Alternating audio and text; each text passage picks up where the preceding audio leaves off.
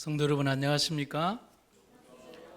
오늘도 하나님의 은혜 가운데에서 귀하고 아름다운 안식일 되시기를 간절히 바랍니다. 오늘은 엘리야의 하나님 세 번째 이야기, 언제나 함께 하시는 하나님이라는 제목으로 함께 은혜를 나누도록 하겠습니다.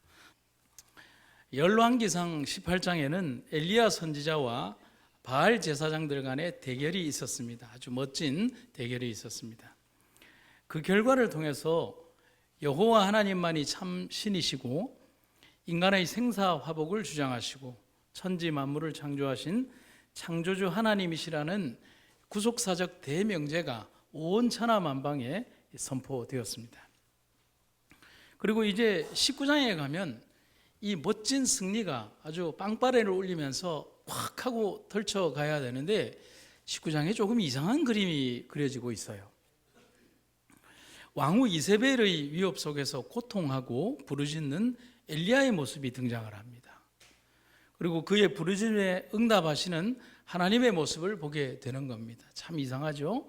칼을 들고 850인의 바알의 선지자들을 도륙하던 그 모습은 어디 가고 살려달라고 부르짖고 뺑소니 치는 선지자의 모습에서 오늘 우리는 우리의 모습을 보고 또 우리와 함께 하시는 하나님을 발견하는 하루가 되기를 바랍니다. 인간적인 안목으로 볼 때에는 절망적으로 보이는 상황 속에서도 하나님의 구속사적인 계획은 빈틈없이 전개되고 준비되고 있다는 사실을 우리는 오늘의 말씀을 통해서 배우게 될 겁니다. 그런데 오늘 우리가 알고 배우게 되는 엘리야는 우리가 흔히 알고 있는 슈퍼맨 같은 모습의 엘리야가 아니라 우리 같은 인간 엘리야의 모습을 보게 되는 겁니다. 엘리야는 하나님의 능력을 소유한 강력한 지도자였지만 그 역시도 연약한 인간임을 오늘 배우게 되는 겁니다. 배고프고 외롭고 두려워할 줄 알고 무서움을 알고 병들고 지칠 줄 아는 인간이 엘리야더라는 겁니다. 사람은 다 그래요. 강철처럼 보이지만 연하디 연한 마음을 가지고 있는 그런 사람들이 바로 엘리야와 또 우리와 똑같은 성정이다. 그래서 예전에 닌센이라고 하는 한 신학자는 아주 재미있는 이런 말을 했어요. 고급 포도주도 노란 오줌으로 변하게 하는 기막힌 예술의 유기체, 그대는 곧 누구인가? 누구죠? 사람이잖아요. 아무리 비싼 포도주를 마시고 값비싼 음식을 먹어도 결국은 뭐로 나와요? 노란색 오줌으로 나오는.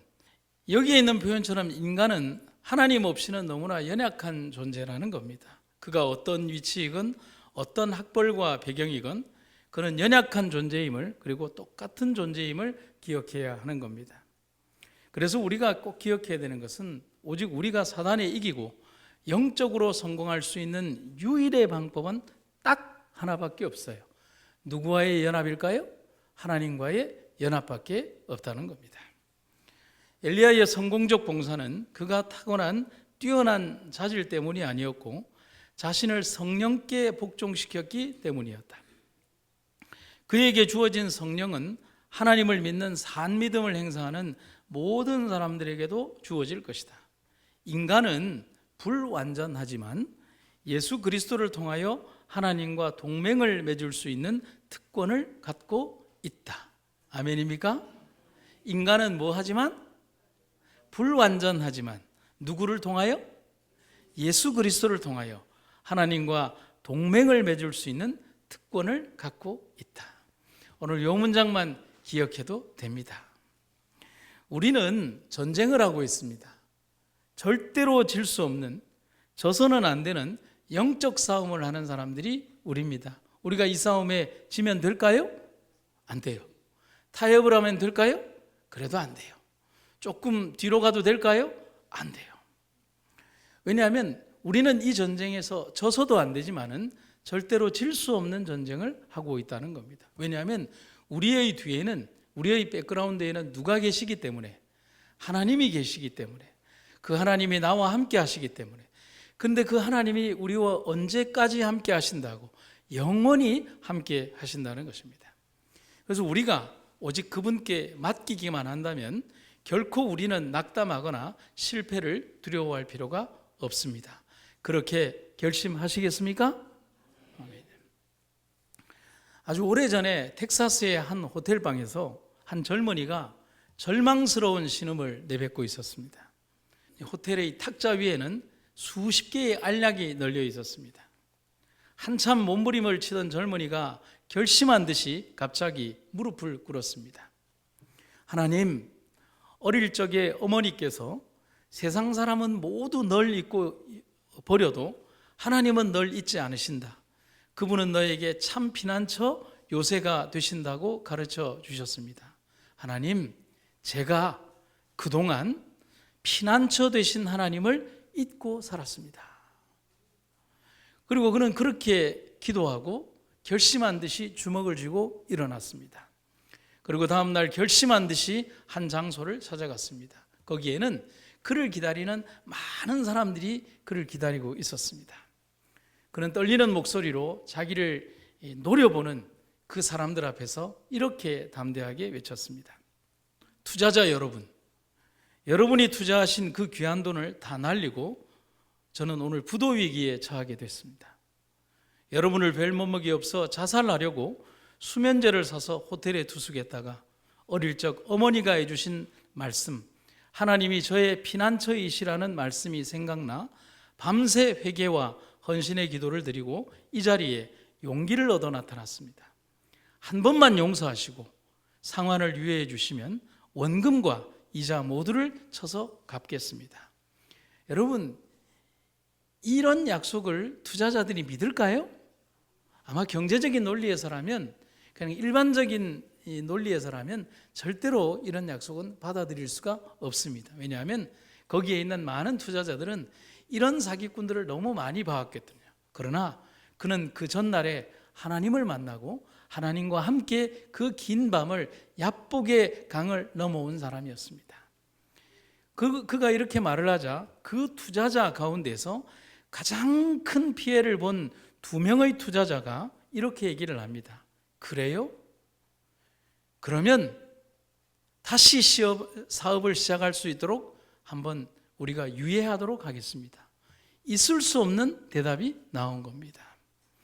그리고 그는 새롭게 사업을 시작했고 그 사업은 엄청난 성공을 거두게 됩니다. 여러분, 이 사람이 누구인지 아십니까? 여러분, 한 번쯤은 들어봤을 만한 힐튼이라고 하는 사람입니다. 전 세계에서 가장 큰 호텔의 경영자 힐튼이라고 하는 사람입니다. 저는 이 이야기를 통해서 무엇을 배우느냐 하면 한번 따라해 보실까요? 하나님은 우리가 다 맡길 때까지 기다리십니다. 여러분, 물에 빠진 사람을 구하려고 할 때 잘못 들어가서 그 사람을 꺼내려고 하면 둘 다 죽죠. 근데 그 사람이 다 죽어서 껍벅껍벅 넘어가기 시작하면 이제 살려고 하는 의지조차 없고 그냥 누군가 나를 100% 건져내야만 될 그 마지막 상황이 되면 그때서야 그 사람을 건져 올릴 수 있다는 사실. 우리가 살려고 발버둥 치면 살 수가 없어요. 하나님께 모든 것들을 내어 맡기면 그제서야 하나님께서 우리의 주인이 되어준다는 사실. 오늘 엘리야의 하나님이 그렇고 우리 인생의 하나님이 그러며 우리 삶의 하나님이 그렇다는 사실을 기억하고 오늘 그 하나님을 만나는 여러분과 제가 되기를 간절히 바랍니다. 열왕기상 19장 1절부터 4절에는 절망하는 선지자 엘리야가 등장을 합니다. 본문의 말씀을 보시겠습니다. 아합이 엘리야의 무릇 행한 일과 그가 어떻게 모든 선지자를 칼로 죽인 것을 이세벨에게 고하니 이세벨이 사자를 엘리야에게 보내어 이르되 내가 내일 이맘때에는 정녕 네 생명으로 저 사람들 중 한 사람의 생명 같게 하리라. 아니하면 신들이 내게 벌 위에 벌을 내림이 마땅하니라 한지라. 저가 이 형편을 보고 일어나 그 생명을 위하여 도망하여 유다에 속한 브엘세바에 이르러 자기의 사환을 그곳에 머물게 하고 스스로 광야로 들어가 하룻길쯤 행하고 한 로뎀나무 아래 앉아서 죽기를 구하여 가로되 여호와여 넉넉하오니 지금 내 생명을 취하옵소서. 나는 내 열조보다 낫지 못합니다 하고. 여러분, 여기에 노란색 글씨를 한번 보시죠. 뭐라고 되어 있나요? 저가 이 형편, 어떤 형편이죠? 살기가 번뜩번뜩한 이세벨이 너 내일 이맘때 내가 너 죽이겠다. 그거 보고 엘리야가 놀랐어요. 그리고 가슴이 쓸어내린 엘리야가 그 길로, 다른 번역본에 보면 그냥 냅다 도망갔다는 표현이 있어요. 그 길로 그 생명을 위하여 뭐 했다? 도망했다. 그리고 또 그 뒤에 노란색 글씨로 보면 스스로 광야로 들어갔다. 또 도망갔다는 거죠. 갈멜산의 대결은 멋지게 승리로 결말이 났지만 전쟁이 끝난 것은 아닙니다. 무능하고 줏대도 없고 능력도 없고 용기도 없는 왕 아합이 이 모든 상황적 정황을 누군가에게 보고를 합니다. 여러분, 최종 결정권자는 누구죠? 왕이죠. 최종 보고를 받는 사람은 누굴까요? 왕이죠. 군의 통수권자는 누굽니까? 우리나라로 따지면 대통령, 옛날로 따지면 왕입니다. 왕은 보고하지 않아요. 근데 이 왕이 누군가에게 보고를 합니다. 한번 볼까요? 아합은 엘리야가 어떤 일을 했는지, 어떻게 예언자들을 칼로 쳐 죽였는지를 낱낱이 이세벨에게 말해 주었다. 말한 건지 실제로는 보고한 거예요. 자기가 보았던 그 충격적인 사건들을 그는 말하는 겁니다. 불로 임하신 하나님의 능력과 백성들이 협조해서 바알의 선지자들을 모두 죽인 일, 그리고 가뭄이 끝난 사실들은 충격 넘어 공포였습니다. 그만큼 아합은 국사를 스스로 결정할 수 없는 유약한 존재였고 국정의 실세가 이세벨이라는 사실을 이 구절과 이어지는 구절에서 알 수 있습니다. 19장 2절에 보면 그런 내용이 있어요. 생각지 않은 결과에 화가 난 이세벨은 이제 두려워하는 아합 왕은 제쳐두고 직접 나서서 내일 백성들이 보는 앞에서 선지자 엘리야에게 너를 죽이겠다라고 말하고 있습니다. 내가 너를 내일 이맘때까지 반드시 죽이리라. 여러분, 그림을 그려도 어떻게 저렇게 그렸을까요? 아유, 무서워요. 근데 여러분, 여기서 우리가 정말 놀라야 될 일은 뭘까요? 이세벨의 저 살기등등한 모습을 보고 놀라야 할까요? 여러분, 정말 놀라야 할 일은 따로 있는 거예요. 여러분, 어제 무슨 일이 있었나요? 하늘에서 하나님이 불을 내려서 모든 고랑의 돌들까지 싹 다 태워버렸습니다. 재물도 사루어 버렸고요. 그리고 바알의 선지자 850명이 모두 다 죽었습니다. 엄청난 승리가 있었죠. 그런데 여기에서 정말 놀라야 될 일은 갈멜산에서 하나님의 능력을 보여주신 선지자 그 사람 엘리야가 지금 여인이 한 말에 대하여 두려워서 도망하는 거예요.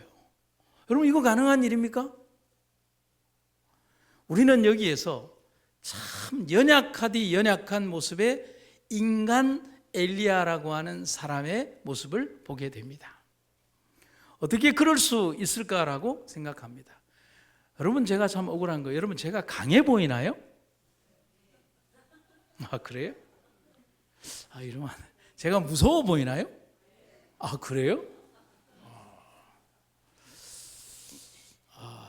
제가 어디 뭐 출마하면 어디 뭐 될 것 같습니까?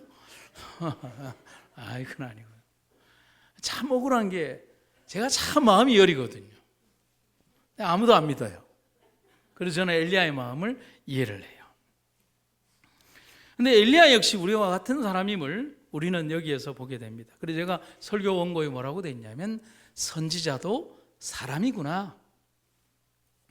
갈멜산에 성공이 있었지만 곧바로 넘어지는 엘리야, 우리와 똑같은 모습입니다. 분명히 어제는 승리했는데 오늘은 실패하는 거예요.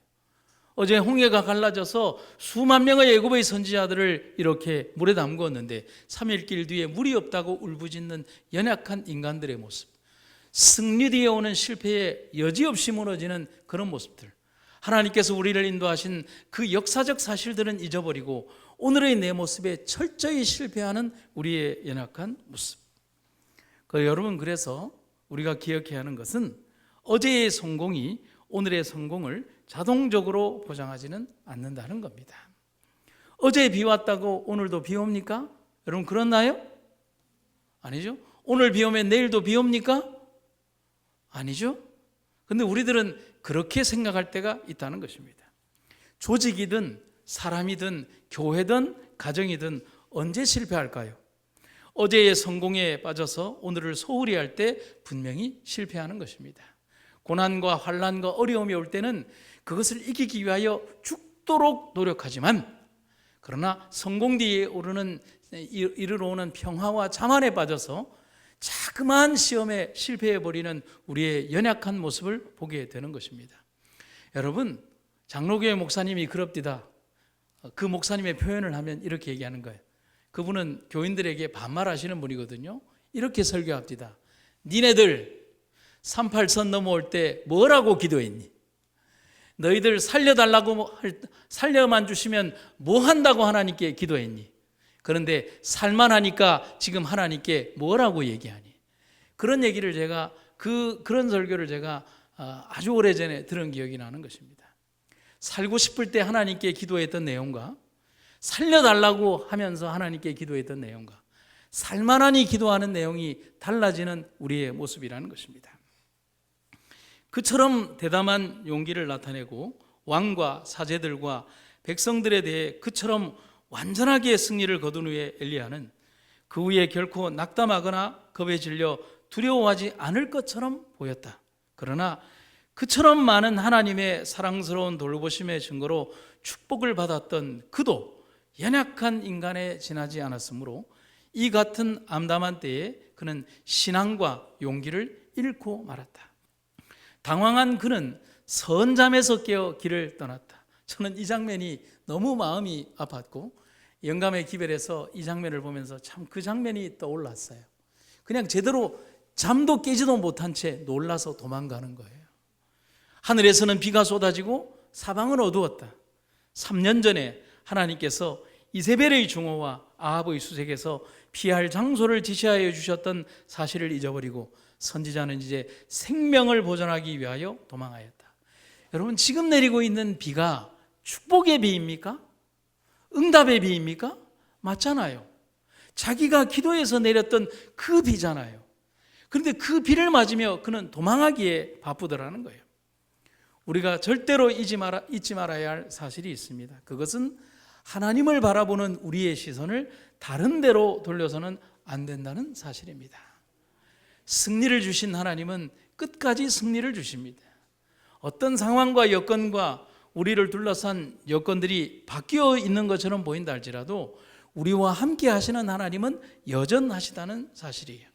물리를 걸어오라고 하셨으면 하나님은 여전히 이 베드로에게 예수님을 통하여 물리를 걷게 하신 그 예수님은 그를 여전히 걷게 하실 수 있었습니다. 그러나 어떤 상황도 바뀌지 않았지만 그의 마음속에 믿음이 사라졌을 때 그는 똑같은 상황에서 물 아래로 빠져들어갔다는 사실입니다. 엘리야는 지금 이 시간 19장 3절의 표현처럼 이 형편을 보고 두려워했습니다. 무엇을 봤습니까? 하나님을 봤다면 두려워했을까요? 갈멜산 정상에 어제의 기억을 떠올렸다면 두려워했을까요? 지금 엘리야는 무엇을 보았습니까? 자기를 죽이러 오겠다는 이세벨의 말을 들었고 병사들의 칼을 보았습니다. 뭐를 봐야 하는데? 하나님의 말씀과 그 능력을 봐야 하는데. 여러분, 여기에 등장하는 보고라고 하는 단어는 두 가지 뜻이 있는데 원어적으로 하나는 바라본다는 뜻이고 두 번째는 두려워한다는 뜻입니다. 여러분, 우리 인간이 가장 먼저 공포심을 느끼거나 아름다움을 느끼거나 감정을 느끼는 가장 첫 번째는 눈이잖아요. 이 눈으로 바라보고 그는 먼저 두려워했다는 사실인 거죠. 즉 엘리야는 두려움을 느꼈다는 겁니다. 엘리야는 지금 이세벨이 아닌 하나님을 바라보았고 그가 두려워했다는 것입니다. 그런데 여러분, 그가 만약에 하나님을 먼저 떠올리고 하나님을 바라봤다면 그에게 두려움이 있을까요? 절대로 있을 수가 없다는 것입니다. 그래서 여러분과 제가 잘 아는 헬렌 켈러라고 하는 저명한 부인은 이런 얘기를 합니다. 마귀는 먼지 덮인 성경을 두려워하지 무서워하지 않는다. 같이 한번 읽어볼까요? 시작. 마귀는 먼지 덮인 성경을 무서워하지 않는다. 바꾸어 얘기를 하면 우리가 하나님의 말씀과 은혜 가운데 그 말씀만을 바라본다면 결코 우리는 두려움 속에서 마귀를 두려워할 일이 없다는 사실인 겁니다. 진정한 성공과 승리의 비결을 보여주는 말인 겁니다. 오늘 우리가 사단에 지지 않고 이길 수 있는 비결을 보여주는 말입니다. 꼭 기억하시기를 간절히 바랍니다. 오늘 우리가 하나님이 아닌 다른 것을 바라보고 있다면 우리는 무엇을 하건 어떤 행동을 하건 우리가 성경을 들고 있건 교회를 가고 있건 우리는 실패합니다. 왜? 보았잖아요. 하나님의 백성들이 적들과의 싸움에서 심지어 법궤를 가지고도 실패했잖아요. 그걸 말하는 겁니다. 성도 여러분, 한번 생각을 해봅시다. 다니엘은 사자굴에서 무엇을 봤습니까? 그렇죠. 굶주린 사자가 아닌 하나님을 바라봤어요. 요셉은 옥중에서 무엇을 바라봤습니까? 그렇죠. 그를 이렇게 만든 지독한 배신과 절망적인 미래를 바라본 것이 아니라 매일매일 자신과 함께 하시는 하나님만 바라봤습니다. 오직 변함없이 바라보는 신앙만이 패배와 절망이 아닌 승리로 매일매일의 승리자로 우리를 만들어 줄 것입니다. 성도 여러분, 매일매일의 삶에서 승리하는 여러분과 제가 되기를 주님의 이름으로 축원합니다. 두 번째는 열왕기상 19장 9절과 12절과 13절을 통해서 보면 엘리야를 찾아오신 하나님을 우리가 바라보게 됩니다. 엘리야가 그곳 굴에 들어가 거기서 유하더니 여호와의 말씀이 저에게 임하여 이르시되 엘리야야 네가 어찌하여 여기 있느냐. 또 지진 후에 불이 있으나 불 가운데도 여호와께서 계시지 아니하더니 불 후에 세미한 소리가 있는지라. 엘리야가 듣고 겉옷으로 얼굴을 가리우고 나가 굴 어귀에 섬에 소리가 있어 저에게 임하여 가라사대 엘리야야 네가 어찌하여 여기 있느냐. 살기 위해 도망친 엘리야는 왕국의 끝인 브엘세바까지 도망하게 됩니다. 여러분, 브엘세바가 어디냐면 여러분들 지도 저 끝에 보면 시몬이라는 지명이 보입니까? 저 지역 전체가 브엘세바입니다. 그러면 여기에서 엘리야가 브엘세바까지 도망갔다라고 하는 것이 무엇을 말하느냐? 우리가 상식적으로 성경에 등장할 때 많이 나오는 단어가 있습니다. 단에서 어디까지요? 브엘세바까지라고 하는 걸 구약 성경에서 많이 봅니다. 이 말은 뭐냐면 이스라엘 국토 전체를 뜻하는 것으로 구약 시대의 브엘세바는 남단 지역의 최끝단의 경계를 말할 때 브엘세바라고 합니다. 우리나라로 따지면 뭐라고 얘기를 합니까? 백두산에서 어디까지요? 한라산까지. 그렇게 보시면 됩니다. 다시 거기에서 그러니까 이만큼까지 도망간 거예요. 다시 거기에서 혼자의 몸으로 광야로 하룻길을 더 들어갑니다. 왜 들어갔을까요? 두려워서. 그리고 로뎀 나무 아래에서 기도를 합니다. 내 생명을 거두어 달라는 자조와 비탕한 기도를 드리고 있습니다. 엘리야가 왜 이렇게 되었을까요? 우상숭배 척결이라는 위대한 사명으로 아합의 앞에 섰지만 두려움으로 이세벨을 피해서 이곳까지 도망온 자신의 처지를 보고 허탈감과 심한 좌절에 빠졌기 때문에 드린 기도였습니다. 여러분, 사람의 마음이 무너지면 어떤 일도 못합니다. 그 마음의 병이에요. 마음속 이 낭망함이 나를 지배하면 어떤 도전도 못합니다. 이길 수 없다는 마음이 지배하면 아무리 나약한 적에게도 성공할 마음이 없다는 사실인 거죠. 우리는 지금부터 당신의 종을 사랑하시는, 이토록 나약해져 버린 당신의 종마저도 사랑하시는 하나님의 적극적 사랑을 보면서 우리를 끝까지 붙드시는 하나님의 사랑을 다시 한번 생각하게 됩니다. 열왕기상 19장 5절과 6절을 보면 로뎀 나무 아래에 누워 자더니 천사가 그를 어루만지며 그에게 이르되 일어나서 먹으라 하는지라. 본즉 로뎀 나무 머리맡에 숯불에 구운 떡과 한 병 물이 있더라. 이에 먹고 마시고 다시 누웠더라. 하나님의 천사가 그를 위하여 숯불에 구운 떡과 물을 준비한 모습을 볼 수가 있습니다. 지쳐서 쓰러져 잠든 종을 깨우고 갈멜산을 떠난 이후로 거의 먹지 못하고 이곳까지 온 그를 위해서 친히 격려하고 음식을 주는 모습을 봅니다. 여러분, 먹지 못하고 이렇게 허겁지겁 달려오면 사람이 기진맥진할까요?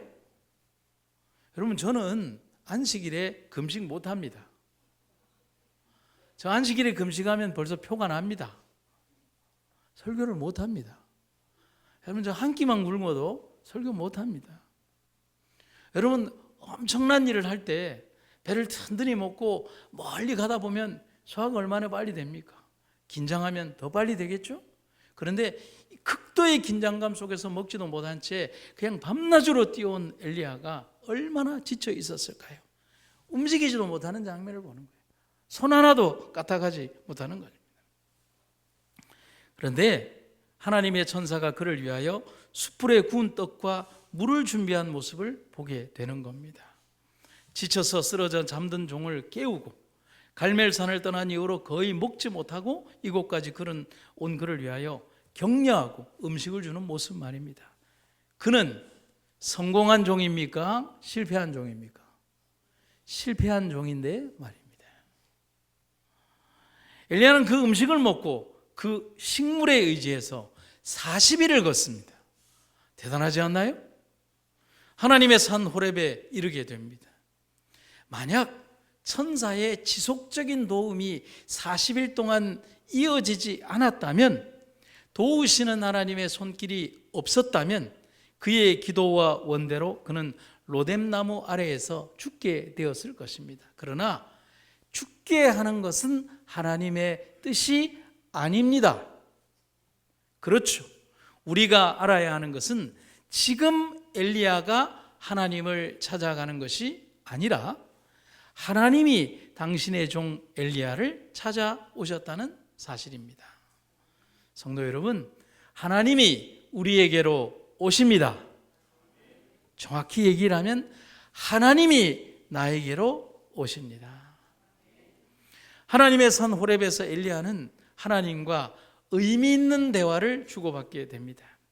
엘리야의 항변과 눈물 어린 기도, 여러분, 이 기도는 어쩌면 가장 이기적인 기도, 변명에 사로잡힌 기도를 드렸을지 모릅니다.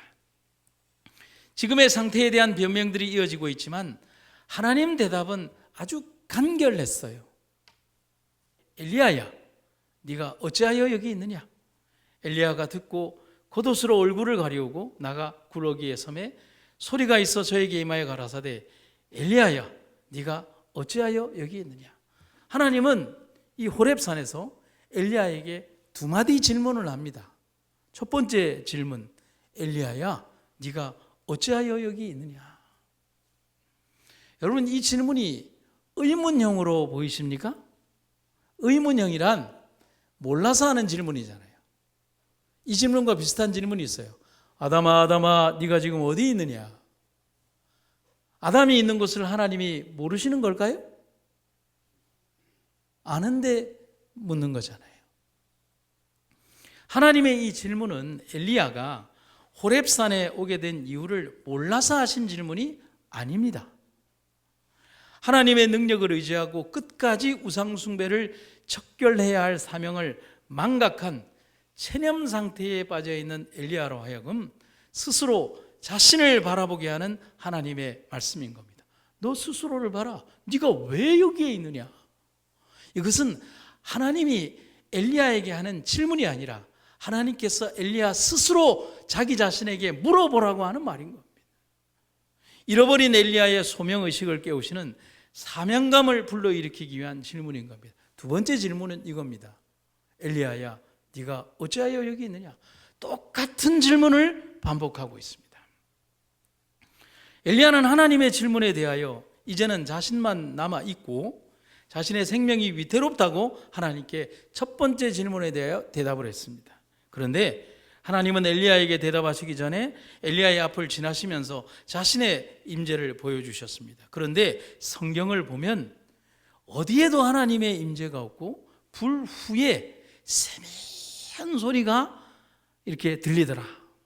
여기에 등장하는 바람, 지진, 불은 하나님의 임재와 현현을 상징하는 아주 특별한 존재가 그런 것들입니다. 그런데 그 속에 하나님이 안 계시더라는 거예요. 하나님은 바람 속에도 없으셨고 지진 속에도 없으셨고 불 속에도 없으셨습니다. 하나님은 이런 외적 방법이 아닌 세미한 음성으로 엘리야에게 말씀하고 계십니다. 왜 그럴까? 엘리야를 비롯한 오늘의 우리들 생각에도 똑같은 착각이 존재합니다. 그것은 이적과 기적이 범죄한 이스라엘 백성들을 변화시킬 수 있는 최고의 방법이라고 생각합니다. 삼천포 이 지역에 이적을 행하는 목사 하나 있으면 여기 있는 수만 명 사람들을 전도하는데 며칠이면 될까요? 한 이틀이면 됩니다. 근데 제가 그렇게 이적을 행하면 여기 있는 사람들이 다 회개하고 하나님 믿을까요? 하나님 믿겠죠. 근데 진짜로 믿지는 않아요. 엘리야가 하늘에서 불을 내리고 3년이나 끊어졌던 비를 내리게 했지만 기적이 사람들을 변화시키지 못했어요. 오히려 엘리야는 기적 후에 심한 좌절과 무기력감에 빠져서 지금 호렙산까지 오게 된 겁니다. 엘리야와 우리는 지금 이 시간 알아야 합니다. 그를 변화시키고 오늘의 우리를 변화시키고 범죄한 세상과 죄에 물든 백성들을 깨우고 회복시키는 힘은 이적과 기적이 아니라 우리의 마음속에 임재하시는 하나님의 세미한 음성이라는 사실을 여러분과 제가 잊지 마시기를 간절히 바랍니다. 바람과 불과 지진이 다 지나고 나서야 세미한 음성으로 귀를 기울여야만 들을 수 있는 음성으로 임하신 이유고 결론이라는 사실입니다. 여러분, 찬양의 높은 소리가 지나고 함께하는 예배가 다 지나고 여러분들만의 공간으로 들어가 하나님의 음성을 듣는 진실한 예배를 통하여 하나님 음성을 듣는 주의 종들이 되시기를 간절히 바랍니다. 프랑스의 애국 소녀 잔다르크는 100년 전쟁으로 영국에게 짓밟힌 조국을 구하라는 천사의 음성을 듣고 1429년 국왕 샤를 7세를 만납니다. 왕실 신학자들이 미리 만났는데 그 신앙에 너무 감동이 되어서 국왕 면회가 가능해졌습니다. 근데 이 잔다르크의 나이가 13살이에요. 여자아이고.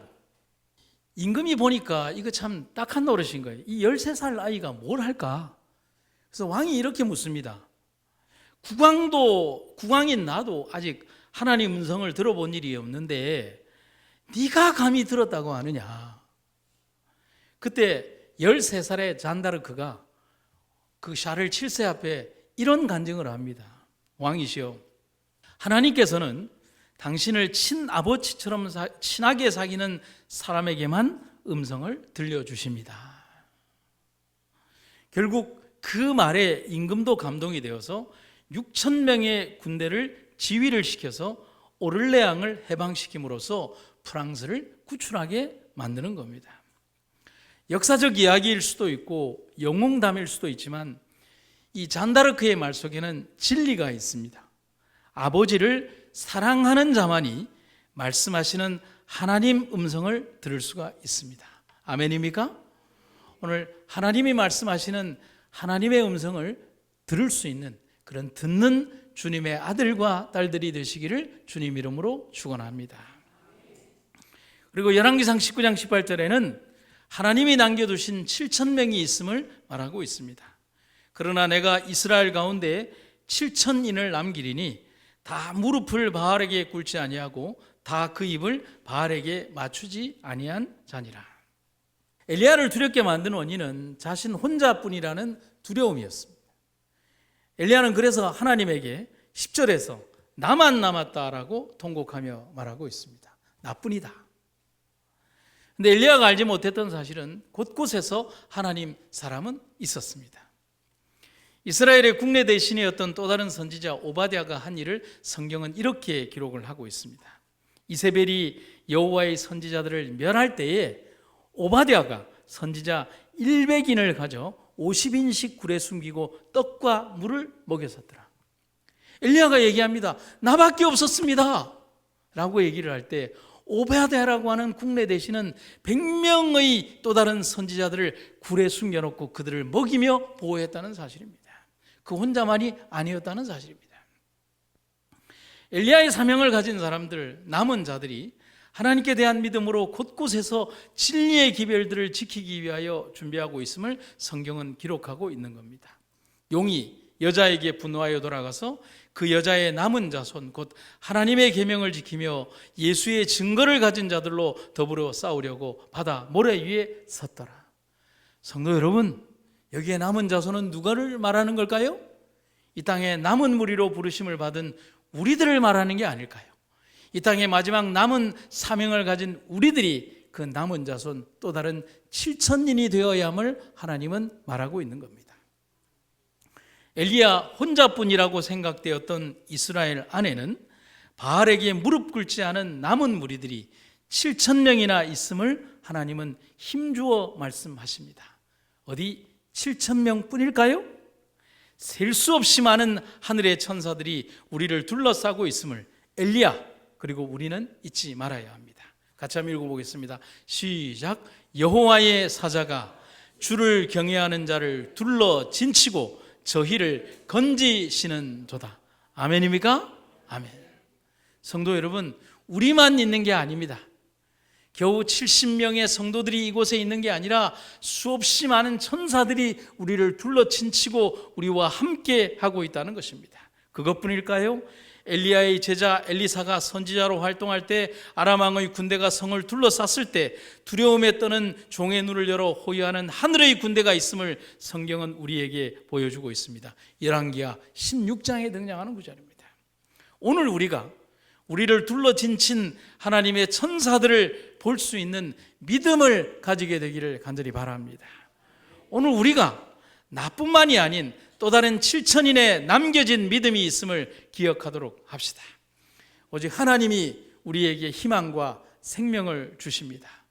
엘리야의 하나님, 지쳐서 신일명한 종을 위하여 천사를 보내시고 호렙으로 40일 밤낮을 함께 걸으신 하나님, 결코 단 한순간도 우리를 떠나지 않으신 우리의 하나님, 여러분 그 하나님이 오늘 우리와 함께 하심을 잊지 마시기를 간절히 바랍니다.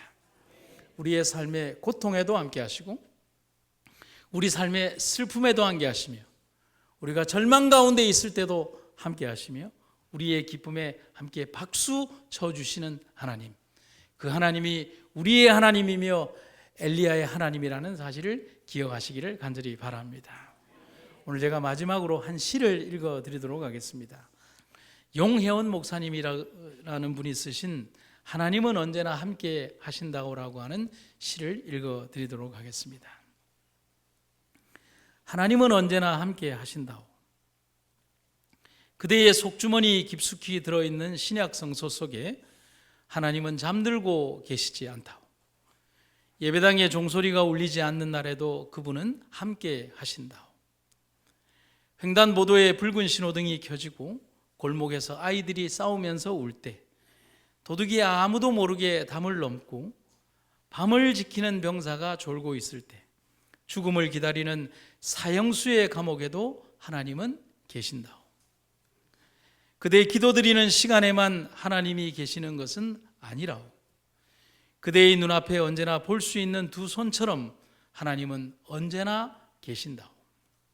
고민될 때, 화가 날 때, 아픔으로 몸져 누웠을 때, 절망으로 죽고 싶을 때 그분은 우리 곁에 계신다오. 우리는 순간순간을 그분이 보아주기를 원하지만 그분은 우리의 영원까지 보고 계신다오.